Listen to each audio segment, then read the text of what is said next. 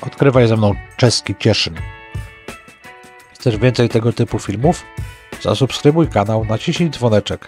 Będziesz informowany o nowych filmach. Dodaj komentarz, wszystkie czytam i na każdy odpisuję.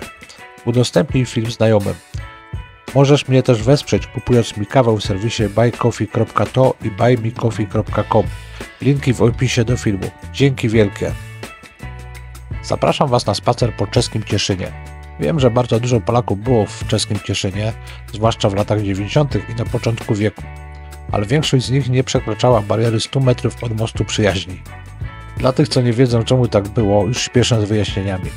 W tamtym okresie jeździło się do czeskiego Cieszyna po tanią wódkę jemną, spirytus royal, lentilki, czekoladę studencką i musztardę horcicę.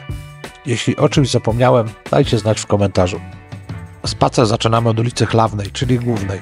Zaraz za mostem przyjaźni po obu stronach tej ulicy mieszczą się sklepy prowadzone przez Azjatów, gdzie kiedyś Polacy zaopatrywali się masowo w towary deficytowe w Polsce.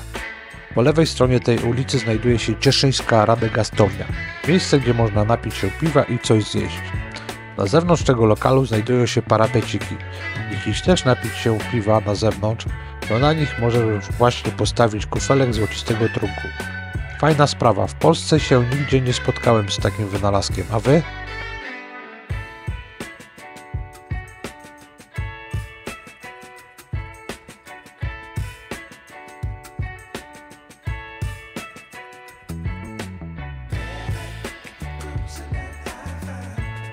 Najbardziej charakterystycznym i okazałym budynkiem przy ulicy Głównej jest budynek Muzeum Cieszyńskiego. Jest to secesyjna kamienica z pięknymi zdobieniami. W środku znajdują się eksponaty opowiadające historię Cieszyna przed jak i po podziale tego miasta. Polski i czeski oddział tego muzeum mocno ze sobą współpracują w tym zakresie. Niestety w tym dniu miałem ograniczony czas, dlatego nie miałem okazji je zwiedzić, ale Wam polecam.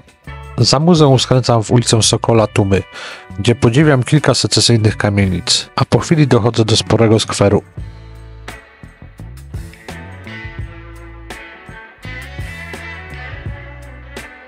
Przy skwerze znajduje się kościół Najświętszego Serca Pana Jezusa. Świątynię tę wybudowano w latach 1891-1894. Świątynia zbudowana została w stylu neogotyckim. Charakteryzuje się imponującą dwuwieżową fasadą z dużym oknem rozetowym. Wygląda naprawdę imponująco. Wzdłuż Alei Mesaryka znajduje się dość spory park, a raczej skwer. Jest trochę na uboczu, dzięki temu można tu odetchnąć od zgiełku miasta. Znajduje się tutaj też plac zabaw dla dzieci.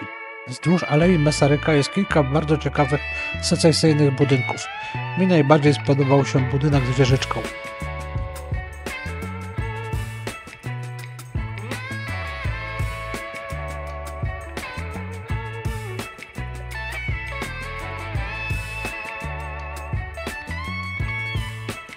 Wróciłem na ulicę Główną i poszedłem nią aż do torów kolejowych. Skręciłem w lewo i udałem się wzdłuż ulicy Dworcowej. Po jednej stronie tory, a po drugiej kamienice. Jedna z nich przykuła moją uwagę. Piękna, żółta elewacja, bogato zdobiona sztukateriami. Robi wrażenie.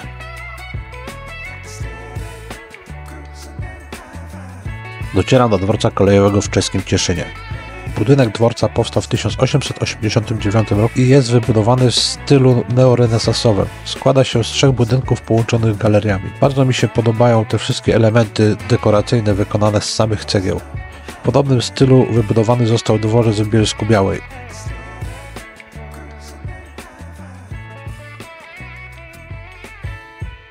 Naprzeciwko dworca stoi okazały gmach hotelu Piast, który został wybudowany w 1931 roku i mieścił hotel Polonia, wszystkie stowarzyszenia i instytucje polskie na Zaolziu. W 1991 roku hotel ponownie został własnością Polskiego Związku Kulturalno-Oświatowego. Po 5 latach hotel zastawiono pod pożyczkę, której nie spłacono, i hotel przeszedł w ręce czeskiego finansisty.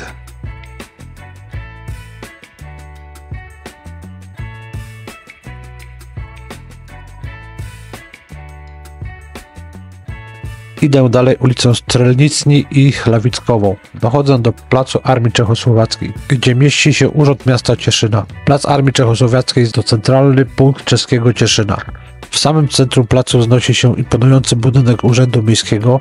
Jego budowa rozpoczęła się w kwietniu 1928 roku, a zakończono już w grudniu tego samego roku. Parafrazując Janusza Rywickiego, mieli tempo sku. Budynek jest wybudowany w stylu modernistycznym, jak i pozostałe kamienice przy tym placu. Warto zwrócić uwagę na charakterystyczny szczyt budynku z łukowatymi elementami i zegarem, który stanowi dominantę architektoniczną placu.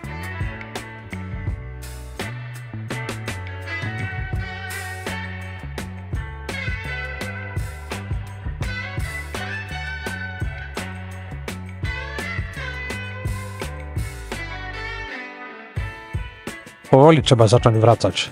Idę więc deptakiem ruchu oporu, który łączy plac Armii Czechosłowackiej z ulicą Główną. Jest tu jedna z nielicznych w czeskim Cieszynie kawiarni.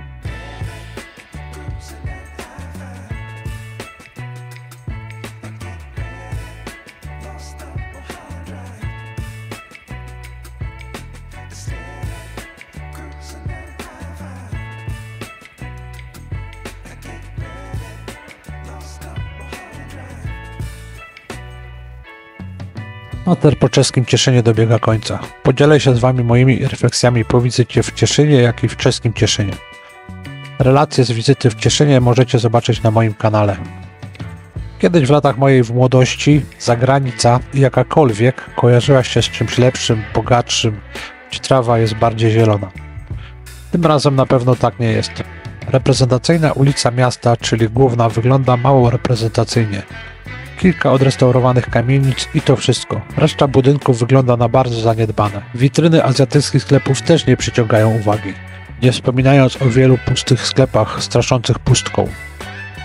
Kiedyś przez tę ulicę przewalały się masy ludzi. Teraz pojedyncze osoby. Ta ulica po prostu umiera. Pozostała część miasta też nie ma do zaoferowania za wiele przyjezdnym. No chyba, że jest coś, co pominąłem podczas tego spaceru. Jeśli tak, to daj znać w komentarzu. Wiem, że to miasto zostało podzielone i większość zabytków została po polskiej stronie. Ale spacerując ulicami i uliczkami jednego i drugiego miasta, ta czeska część jest bardziej szarobura i zaniedbana. Żeby nie było, w polskim Cieszynie są też miejsca, które wyglądają tragicznie, ale jest ich jakby mniej. Cieszyn też bardziej tętni życiem. Czeski Cieszyn wygląda jakby był jakiś taki ospały, senny.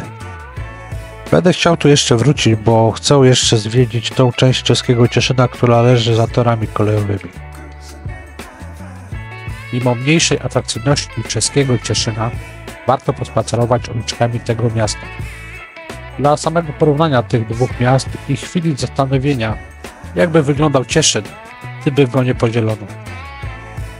Jeśli dotarłaś aż tutaj, znaczy, że Ci się podobało. Daj lajka i zasubskrybuj kanał.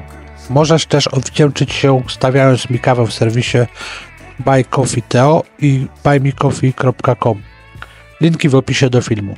Jeśli lubisz czytać o fajnych miejscach nie tylko w Polsce, oglądać zdjęcia z tych miejsc, to zapraszam na odkrywajzemną.pl. Dzięki wielkie i do następnego filmu.